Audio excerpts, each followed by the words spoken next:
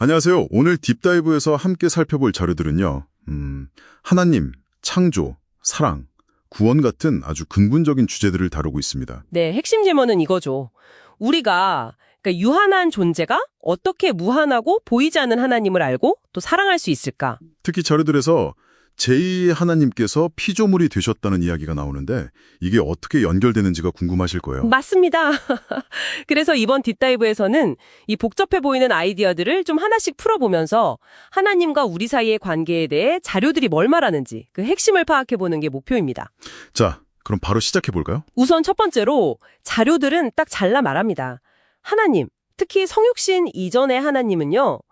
본질적으로 피조물이 가까이 갈 수도 없고 볼 수도 없는 분이라는 거죠. 네, 뭐 출애굽기나 이사야 같은 데 보면 하나님 보면 죽는다는 그런 인식이 아주 강하게 나타나잖아요. 그렇죠. 디모데전서에서도 가까이 가지 못할 빛에 거하신다고 하고요. 이게 단순히 그냥 신비롭다 이런 차원이 아니라 그 하나님의 본성하고 우리 피조물의 시공간적 한계 사이에 어떤 근본적인 벽이 있다는 걸 말해주는 거죠. 네, 사는 방식 자체가 다르다. 그렇죠.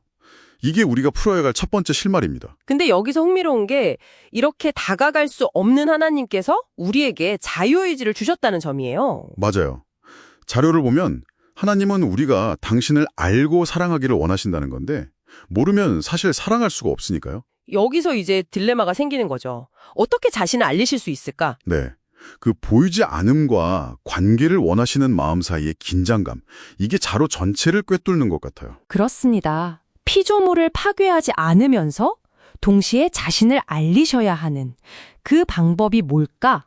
그 해답으로 자료들이 제시하는 게 바로 정말 놀라운데 성육신이죠. 네, 성육신, 하나님이 인간이 되셨다는 것. 하나님께서 우리에게 안전하게 자신을 보여주시고 우리가 하나님을 경험하고 사랑할 수 있게 하시려고 하나님 자신, 그러니까 삼위일체 중 제2위 하나님께서 피조물, 즉 인간 예수 그리스도가 되셔야만 했다는 거예요. 아, 요한복음의 말씀이 육신이 되었다는 구절이나 빌립보서에서 자기를 비우셨다는 표현들이 바로 이걸 말하는 거죠. 이게 왜 꼭 필요했는지 자료들이 여러 이유를 들더라고요. 네. 첫째는 말씀하신 그 간극을 메우는 다리 역할이고요. 그래서 우리가 죽지 않고 하나님을 보고 듣고 심지어 만질 수도 있게 되었다는 거. 누가복음에도 나오죠. 아, 직접 만져봤다는 제자들 이야기. 그렇죠. 그리고 둘째는 그 보이지 않던 하나님의 성품, 특히 그 사랑과 공의가 예수 그리스도라는 보이는 형상을 통해서 우리에게 명확하게 드러났다는 점이에요. 그리고 이 이야기의 진짜 중심에는 십자가가 있습니다. 맞아요. 십자가. 자료들은 십자가를 그냥 슬픈 역사적 사건으로만 보지 않더라고요. 오히려 시공간 안에서 죄의 문제를 해결하고 하나님의 사랑과 공의가 가장 강렬하게 만나는 지점이라고 해석해요. 네. 골로새서 말씀처럼 십자가의 피로 화평을 이루셨다. 바로 그거죠. 이 십자가가 어떤 역할을 한 건가요, 그럼? 자료 분석을 보면 이게 하나의 전환점 역할을 합니다.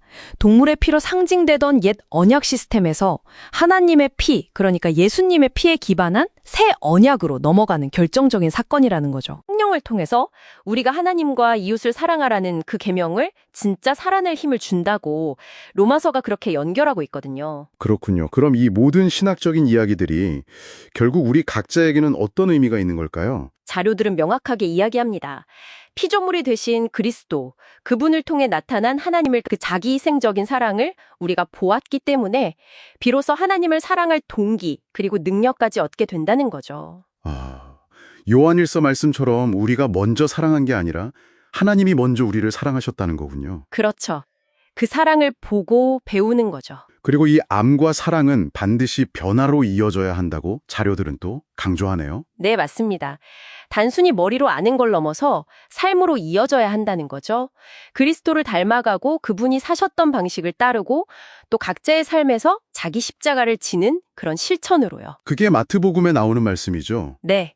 갈라디아서에서는 이걸 너희 속에 그리스도의 형상이 이루어지기까지라고 표현하기도 하고요.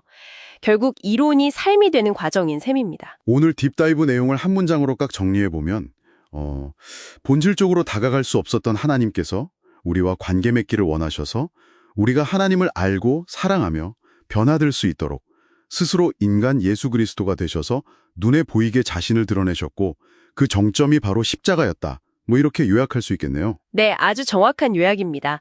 마지막으로 오늘 살펴본 자료들을 바탕으로 청취자 여러분께서 한번 혼자 깊이 생각해 보실 만한 질문을 던지면서 마무리하고 싶습니다. 오, 좋네요. 자료 중에 이런 뉘앙스가 있어요.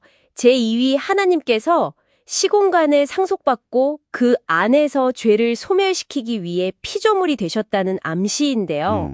시공간에 상속받는다. 네. 시간을 초월하신 분이 어떻게 시간과 공간이라는 이 피조물의 영역을 상속받는다고 표현할 수 있을까요?